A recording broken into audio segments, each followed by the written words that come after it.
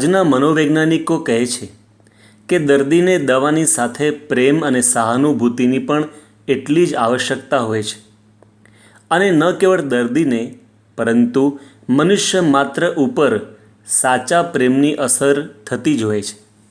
જો આપણા હૃદયમાં બધા માટે નિર્દોષ, નિર્વ્યાજ અને નિસ્વાર્થ પ્રેમ હોય તો સામેવાળી વ્યક્તિને પણ આપણા પ્રત્યે લાગણી અવશ્ય વધે જ છે. સાચા પ્રેમની અસર કેવી અદ્ભુત થાય છે તેની આ સત્ય ઘટના સાંભળવા જેવી છે. અમેરિકામાં ન્યૂયોર્કમાં એક માણસે જંગલી રીંછનું બચ્ચું પાડેલું. રોજ તેને જમાડે, રમાડે, પ્રેમ કરે. પેલું રીંછનું બચ્ચું પણ આ માણસ સાથે ખૂબ જ પ્રેમ કરે.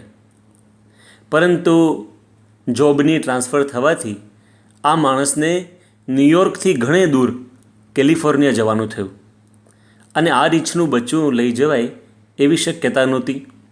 તેથી બહુ જ ભારે હૈયે આ માણસે આ રીંછના બચ્ચાને ન્યૂયોર્કના બ્રોન્ક્સ ઝૂમાં આપી દીધું, જેથી તેની સારી દરકાર થાય. આંખમાં આંસુ સાથે આ માણસે ત્યાંથી વિદાય લીધી. રીંછની આંખમાં પણ આંસુ હતા. આ વાતને 10 વર્ષ વીતી ગયા. આ માણસને ફરી ન્યૂયોર્ક આવવાનું થયું.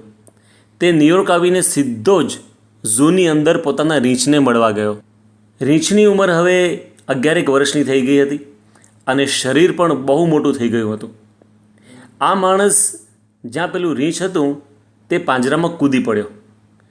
રીંછને જોઈને અતિ પ્રેમથી એને ભેટી પડ્યો. રીંછ પણ પ્રેમથી ભેટી પડ્યો. પછી તો બંને રમવા લાગ્યા. રોલિંગ થાય, કૂદકા મારે.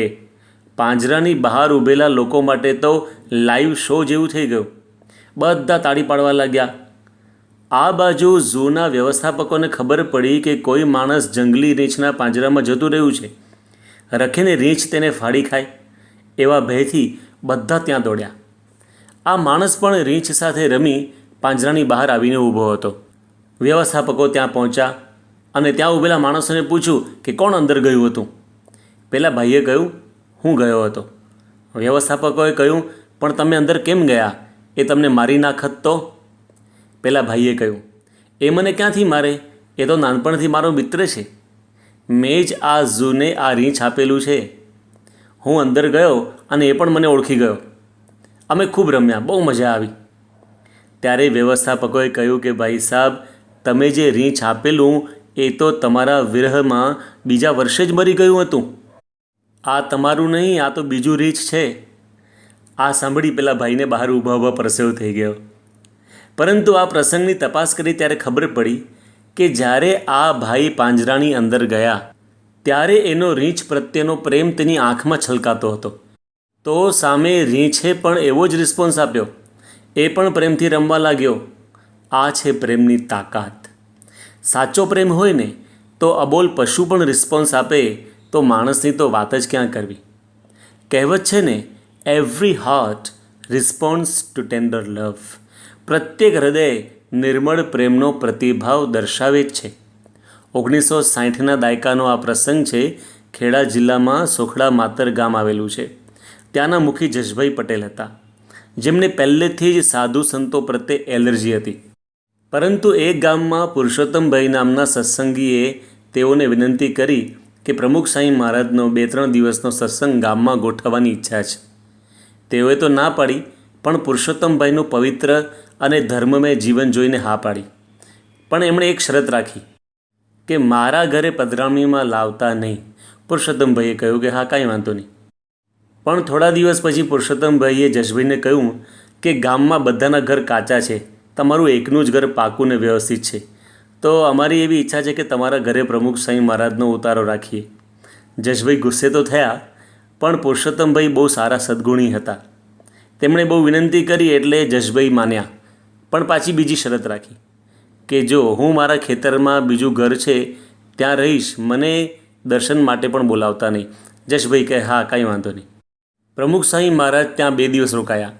ત્રીજા દિવસે નીકળવાના સમયે પ્રમુખ સાંઈ મહારાજે કહ્યું કે આપણે જેના ઘરમાં રોકાયા છીએ એમનો આભાર તો માનવો જોઈએ ને, માટે જશભાઈને બોલાવી લાવો. પુરુષોત્તમભાઈ બહુ મનાવી સમજાવીને જશભાઈને લઈને તો આવ્યા, પણ જશભાઈએ પાછી ત્રીજી શરત મૂકેલી કે હું પગે નહીં લાગું, હાથ પણ નહીં જોડું, પુરુષોત્તમભાઈ કે હા કાંઈ વાંધો નહીં. પણ જેવા જશભાઈ પ્રમુખ સ્વામી મહારાજ પાસે આવ્યા, પ્રમુખ સ્વામી મહારાજે અત્યંત પ્રેમસભર દ્રષ્ટિએ તેમની સામું જોયું અને ખૂબ ભાવથી બોલ્યા, આવો આવો જશભાઈ, તમારો ખૂબ આભાર. અને આટલા શબ્દો સાંભળીને તેમજ પ્રમુખ સ્વામી મહારાજની આંખોમાં છલકાતો નિર્દોષ પ્રેમ જોઈને તેઓ સીધા દંડવત કરવા લાગ્યા.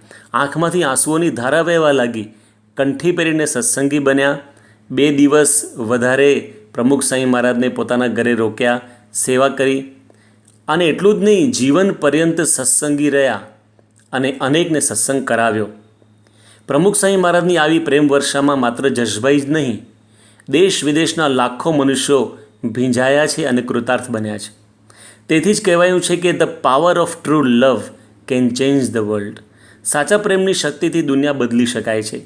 જો આપણે પણ રાગદ્વેષ છોડી નિસ્વાર્થ પ્રેમ પ્રત્યેક મનુષ્ય પ્રત્યે રાખીશું તો સૌ કોઈને આપણી સાથે પણ સાચા સ્નેહનો નાતો બંધાશે. તો આપણે પણ સાચા સ્નેહથી, પરિશુદ્ધ પ્રેમથી સૌ સાથે સંબંધો નિભાવીએ, એ જ સંદેશ સાથે જય સ્વામિનારાયણ.